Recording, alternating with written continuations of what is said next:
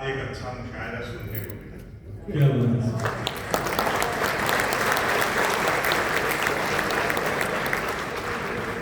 हम लोगों की तो यही कैसेट हर रात बजती है, लेकिन इसको जो कामयाब बनाया है, सफल बनाया है, वो सब आप लोगों ने बनाया।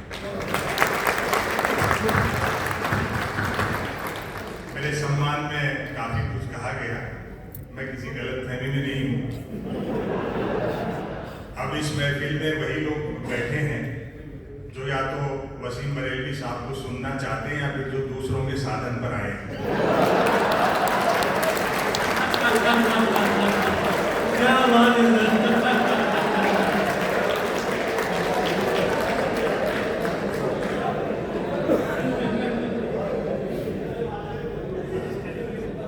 लेकिन महफिल पूरी जमी रही। एक बार थोड़ी हलचल जरूर हुई जब कुछ लोग चाय ले आए। उस समय हुई, देश प्रदेश कहीं भी चले जाओ चाय वाले डिस्टर्ब करते हैं।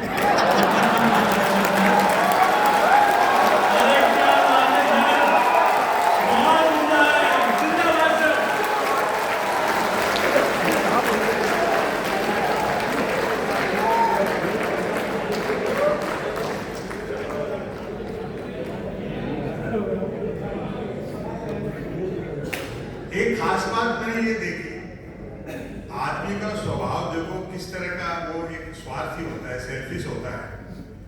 औरत की पीड़ाओं पर, उसके दुख पर इतने शेर कहे गए, इतनी कविता हुई और पुरुषों ने बड़ी ताली बजाई। जबकि माताएं बहनें बैठी, एक निवेदन कर दूं, संसार में स्त्री का त्याग पुरुष से कई गुना ज्यादा है। पुरुष में भी भारतीय महिला का तो कहना ही है। एक लतीफा सुनाता, मुझसे समझ जाओगे। वो पति ने डीन हाँकते हुए कहा, मेरा बड़ापन देख जो तेरे से बिना देखे शादी कर ली। पत्नी बोली, मेरी भी हिम्मत देख जो तेरे को देखने के बाद भी मना नहीं हुआ।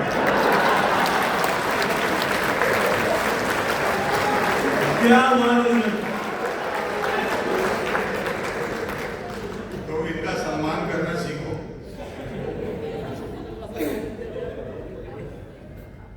आज जो शायरी हुई उसमें रूमानियत कम थी और जो थोड़ था, जो इमोशन थे, ये वो फिलोसफी थी। और अभी तो आप वसीम साहब को सुनेंगे, ये एक अच्छी बात है। गजल धीरे धीरे अपने समय से जुड़ रही है। पोइट्री में अपना समय बोलना चाहिए। जिस पोइट्री में अपना समय नहीं बोले वो ज्यादा असरकारी नहीं होती। आज अच्छा सुना है, वरना एक जमाना ऐसा था जब मैं भी प्यार प्रेम की कविताएं लिखता था, जब तक अकलदार नहीं निकली थी। उबासी के बहाने में किसी लड़की के दांत दिख जाते तो मैं 5-7 गजलें लिख मारता। भले ही वो उबासी मुझको देख करके ले रही होती। और एक निवेदन करता हूं, बड़ी संख्या में माताएं बहनें बैठी हैं। प्रकृति के, कुदरत के, सृष्टि के नियम बदल सकते हैं, औरत के प्रति पुरुष की मानसिकता नहीं बदल सकती। बात अच्छी लगे तो ताली बजाना। प्रकृति के, कुदरत के, सृष्टि के नियम बदल सकते हैं, औरत के प्रति पुरुष की मानसिकता बदल ही नहीं सकती। मर्द की फितरत होती है, अर्थी के रास्ते में भी औरत मिल जाए तो 80 साल का मुर्दा भी वाइब्रेशन मोड पर आ जाए।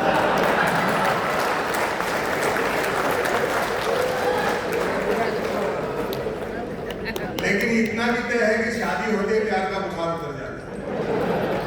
प्यार की पुण्य खाते ही प्यार का मलेरिया गए। मेरे एक मित्र ने प्रेम विवाह किया। प्यार के दौरान जिस लड़की के साथ जो कंकर झील में फेंके थे, शादी के बाद दाल में निकल गए। और फिर आपकी मोहब्बत मिलेगी जिस लड़की को लेकर भागा था, उसको देखते ही भागता है। शादी के 3 दिन बाद मिला, मैंने कहा नया नया प्रेम विवाह किया, पत्नी को लेकर सिनेमा जा, सैर सपाटा करके मंदिर मंदिर भटकता है। बोले भाई साहब, सुना है जोड़े ईश्वर बनाता, बस उसी को ढूंढता। ये प्यार मोहब्बत अपनी जगह है, यथार्थ की जो जमीन है, धरातल है, वो अपनी जगह है।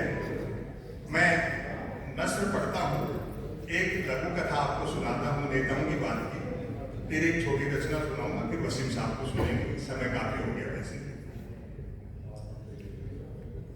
हंसाने के लिए आपके पास मीडिया, सोशल मीडिया तमाम है, और मीडिया तो इतना हंसाता है, यहाँ तो नहीं आया होगा।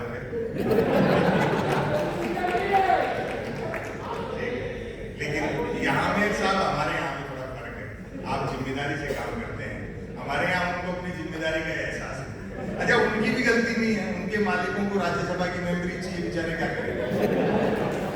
तो कलम जेब में दे दी, कैमरा गद्दे पे लटका दिया, हाथ पीछे बांध दिए, तो पत्रकार क्या करें। तो वो फिर खबरों को तानते हैं, इधर उधर भी करते हैं।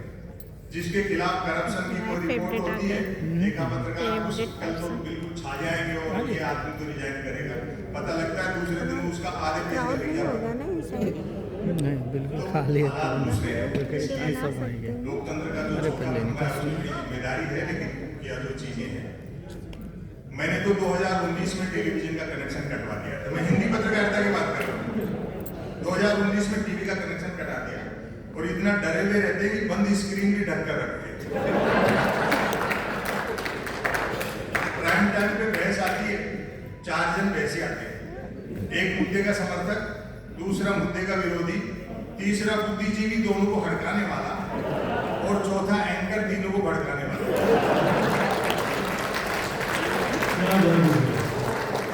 बहस होनी होती है गरीबी की रेखा पर और करते रहते हैं रेखा की गरीबी पर।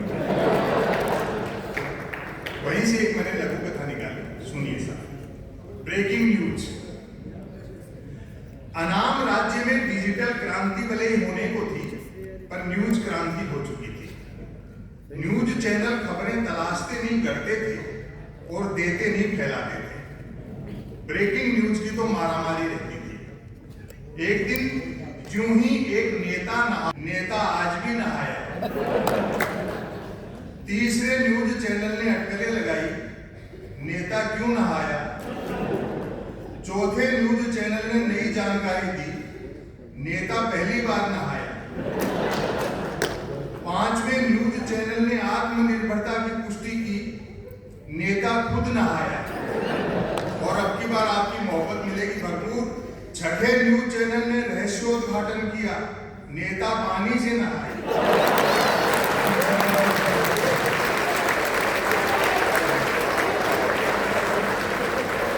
क्या बात है। 7वें न्यूज चैनल ने ब्रेकिंग न्यूज में गर्मी भरी, नेता गर्म पानी से नहाए। 8वां न्यूज चैनल गर्वित हुआ, नेता चुल्लू भर पानी से नहाए। 9वें न्यूज चैनल ने स्थिति और साफ की, नेता साफ पानी से नहाए। 10वें न्यूज चैनल ने गुप्त जानकारी दी, नेता अकेला नहाए। 11वें न्यूज चैनल ने राहत भरी ब्रेकिंग न्यूज चलाई, नेता आज तो नहाया। और अंतिम बात पर आपकी फिर तालियों की मोहर लगेगी।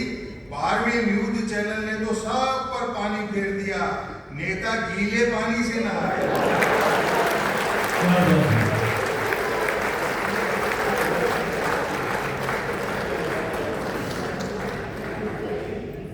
ज्यादा बोलना और सार्थक बोलना दो अलग बातें हैं। समय वसीम बरेलवी साहब की तरफ बढ़ रहा है, इसलिए एक रचना मैं आपको सुना देता हूँ। 2.5-3 मिनट। आप देश छोड़कर यहाँ तक आए और यहाँ भी देश को जीते हैं। बर्टोल्ट ब्रेख्त ने एक बात कही कि हम किस तरह के समाज में जिए, हम जब ये समाज छोड़कर गए तब कैसा समाज था। तो आप इस समाज की बेहतरी के लिए कला, साहित्य, संस्कृति, ये क्या दिन थे जब घड़ी एक आध के पास होती थी और समय सबके पास था। और अगली पंक्तियों पर आपकी दाद उड़ेगी। आज की तरह नहीं था कि फेसबुक पर 5000 दोस्त और परिवार में बोलचाल कर रहे हैं। वसीम साहब को 6 दशक हो गए, करीब 60-65 साल से मुशायरों की दुनिया में है। बाकी सब लोग भी हम 20, 30, 25, 40 साल से हैं।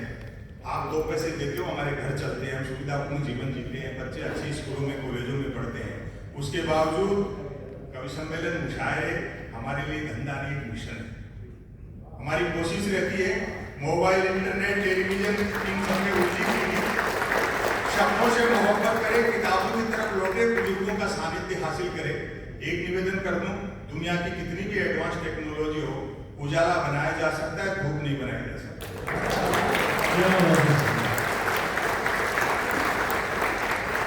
पुराने समय के जो विरोधाभास थे उनमें सुख था, वो देखें आप। तब मोबाइल तो क्या, लैंडलाइन फोन तक नहीं होता था। लगता है झूठ सिर्फ आमने सामने मिलने पर ही बोला जाता है। खान पान शुद्ध था और याददाश्त अच्छी थी। हर व्यक्ति को 7-7 पीढ़ियां याद रहती थी, अपनी भी और गाली गलौज होने पर दूसरों की। हमारी प्राथमिक शिक्षा ऐसी थी जिसमें शिक्षा प्राथमिक नहीं थी। हमारा 50 बच्चों, 3 अध्यापकों, 2 पेड़ों और 1 कमरे का स्कूल हुआ करता था। आज तो इतने के बल पर लोग यूनिवर्सिटी चला रहे। पढ़ाई लिखाई को लेकर कतई तनाव नहीं रहता था, क्योंकि हम विद्यार्थियों, स्टूडेंट्स और अध्यापकों के बीच एक समझौता था कि सप्ताह में 3 दिन वे स्कूल नहीं आएंगे और 3 दिन हम। बोलचाल में राजस्थानी का इस्तेमाल होता था। अपनी मातृभाषा जैसे अवधी है, ब्रज है, पंजाबी है, राजस्थानी है। बोलचाल में राजस्थानी का इस्तेमाल होता था। हिंदी सिर्फ शहरों तक सीमित थी और आने उठने की अगली पंक्ति पर हिंदी सिर्फ शहरों तक सीमित थी और अंग्रेजी तो पीने के बाद ही बोली जाती है।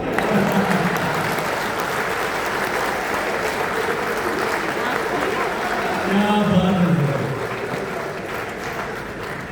कई प्रकार के खेल कूद थे। अब तो बच्चे गेम के नाम पर वीडियो गेम खेलते हैं। बच्चे भी क्या करें, खो खो, कुश्ती और कबड्डी तो संसद विधानसभाओं में चले गए। बाकी खेलों को क्रिकेट ने बाउंड्री लाइन से बाहर कर रखा है। जो चैनल खोलो क्रिकेट। एक दिन तो कमेंटेटर बड़ी ऊंची फेंक रहा था, बोले जब से धवन और कोहली ने मूछें रखी है तब से धुआंधार परफॉर्म कर रहे हैं। मेरे उस दिन समझ में आई कि दुनिया में महिला क्रिकेट क्यों पिछड़ा हुआ। बाकी खेलों को क्रिकेट ने बाउंड्री लाइन से बाहर कर रखा है। अपना बचपन याद करें। हालांकि क्रिकेट तब भी खेला जाता था। बैट का मालिक बैटिंग करता था और बॉल का मालिक बॉलिंग। फील्डर भी यही दो होते थे। बैट टच न होने पर फेंकी हुई गेंद फेंकने वाले को लानी पड़ती थी। एक ओवर कुल कितनी गेंदों का होगा ये गेंद का मालिक तय करता था। बल्लेबाज पहले गेंद पीटता था, फिर मूड के अनुसार भागकर या चलकर रन बनाता था, तत्पश्चात गेंद लाता था।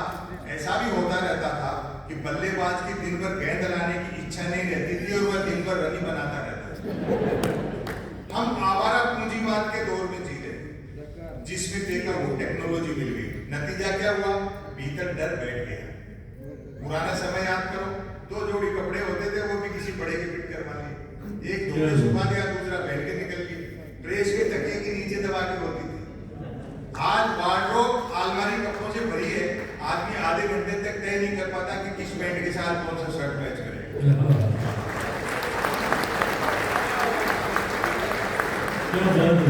ये इस पूंजीवाद के साइड इफेक्ट है।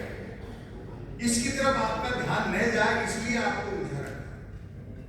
लोग भूखे उठते तो थे, किंतु भूखे सोते नहीं थे। महंगाई बिल्कुल नहीं थी। ईमान के अलावा सब कुछ सस्ता था। क्या बात है। ईमान के अलावा सब कुछ सस्ता था और सस्ताई का अंदाजा आप इसी से लगा लें कि फिल्मों में हीरोइनों को पैसा कम मिलता था तो भी कपड़े पूरे पहनते थे। आपने अवध में रामलीलाएं देखी होंगी, क्या देखे। उन दिनों रामलीलाएं मनोरंजन का प्रमुख साधन हुआ करती थी। कोई जाति धर्म का भेदभाव नहीं होता था। सब धर्म के लोग रोल करते थे, सब धर्म के लोग सुनते थे। उन दिनों रामलीलाएं मनोरंजन का प्रमुख साधन हुआ करती थी, जिनमें महिला पात्रों का रोल भी पुरुष ही किया करते थे। औरतों की भूमिका भी आदमी करते थे। रामलीला वालों का गले मिलने और गले पड़ने का समय अलग अलग होता था। रामलीला मंडली गांव की धर्मशाला में ठहरती थी। हम बच्चे दिन में धर्मशाला में जाकर देखते थे कि पिछली रात ही एक दूसरे के जानी दुश्मन रहे बाली और सुग्रीव साथ साथ दासपत्ती खेले। शूर्पणखा मंथरा के लिए चाय बना रहा है और अगली पंक्तियों पर आपकी मोहब्बत मिलेगी। चटाई पर बैठा रावण रात को आरती में आए पैसों का हिसाब मंदोदरी को देना।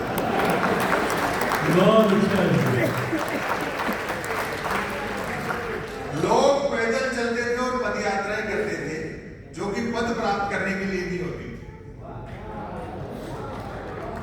2-3 लोग ताली बजा रहे हैं, आप ही रहते।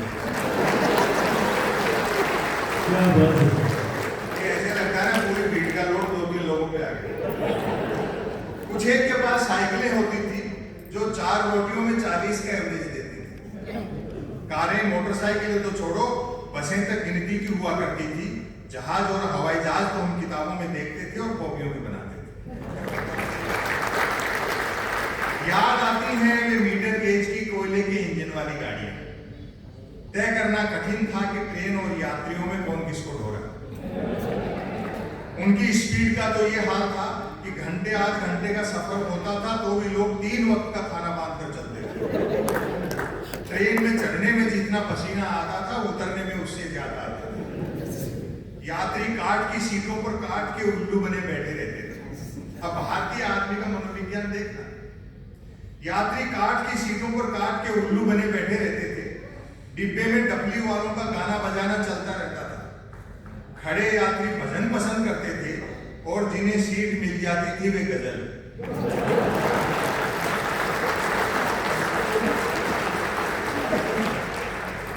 लोग फरमाइशें करते रहते थे और डपली वाले गाते रहते थे। डपली वालों को पैसा देने का वक्त आता था तब फरमाइशें करने वाले खुद गाने लगते थे। और तालियां तो अगली सटायर पे बजेंगी, क्योंकि यात्री को सामान की भी स्वयं ही रक्षा करनी होती थी, खुद ही रक्षा करनी होती थी। अतः खाली हाथ चढ़ते थे तो भी सामान लेकर बहुत अच्छा है। चिट्ठी पत्री का दौर था। SMS ईमेल वाले क्या जाने पत्र लेखन का स्वाद। पत्रों में व्याकरण अशुद्ध होते हुए भी आचरण शुद्ध होता था। बहुत उम्दा है। मैंने तो खुद कई बार अपने पिताजी को चरण स्पर्श की जगह आशीर्वाद लिखा है। खत लिखता हूं खून से शाही ने समझना, अर्थात प्रेम पत्र लाल शाही से लिखकर अपने खून से लिखा बताने का रिवाज तब भी था। परिणाम भी वैसा ही निकलता था।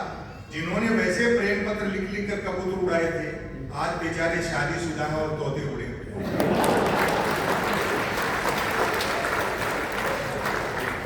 शादी से याद आया, तब शादियों में बेकार का धूम धड़ाका और दिखावा नहीं होता था। बस 2-4 बाराती बैंड पर बजती बीन की धुन पर नागिन डांस कर लेते थे, क्योंकि तब बीन बनाने के लिए रुमाल ही 2-4 बारातियों के पास होता। आगे की शेरवानी से ब्याह हो जाता। वह टीवी नहीं रेडियो का युग था। टेलीविजन ने एक नुकसान ये भी किया कि जो देखने वाली सुनने वाली कलाएं थी उनको देखने वाली कलाएं बना दिया, तो आदमी का ध्यान हट जाता। वह टीवी नहीं रेडियो का युग था। आदमी बंदूक भले ही बिना लाइसेंस के रख सकता था, लेकिन रेडियो के लिए लाइसेंस जरूरी था। बिना लाइसेंस के रेडियो नहीं बजा सकते थे, जिसको पोस्ट ऑफिस में रिन्यू कराना पड़ता था। नौजवान पीढ़ी नोट करें, लेकिन रेडियो के लिए लाइसेंस जरूरी था। याद आते हैं अमीन सयानी का बिना का गीत गाना। जसदेव सिंह की हिंदी कमेंट्री, कृष्ण कुमार भार्गव, देवकीनंदन पांडे और रामानुज प्रसाद सिंह के समाचार, और आपकी मोहब्बत मिलेगी। गर्दन झुकाकर BBC तो ऐसे सुनते थे जैसे आज BBC सुनते। बड़ा मन लिया। आखिरी लाइन पढ़कर के मैं अपनी जगह लेता हूँ। भरपूर तालियों से विदा करना, वरना पूरे 3 पेज फिर शुरू कर दूंगा। हमने जो खोया, सच है, गन्ने का रस सूख जाए तो वह लाठी रह जाता है। तब हमारा जीवन कछुए की तरह था, आज हम खरगोश की तरह दौड़ रहे हैं, अर्थात भाग सब रहे हैं और पहुंच कोई नहीं रहा। क्या बात है।